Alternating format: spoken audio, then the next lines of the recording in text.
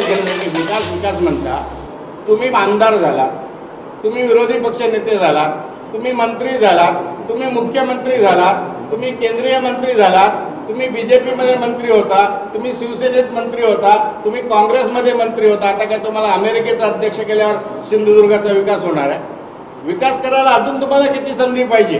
30-32 वर्षे एखाद्या माणसाच्या हातात निरंकुश सत्ता एखाद्या जिल्ह्याची असेल, महाराष्ट्रात त्याच्याकडे सत्ता असेल, राष्ट्रात त्याच्याकडे सत्ता असेल, तर जो विकास करू शकत नसेल तर केसरकर असोत किंवा राणे असोत आपण बदलायला पाहिजे. आणि बदल हाच विकासाचा एक मूळ हे आहे, लक्षात घ्या, पाया आहे.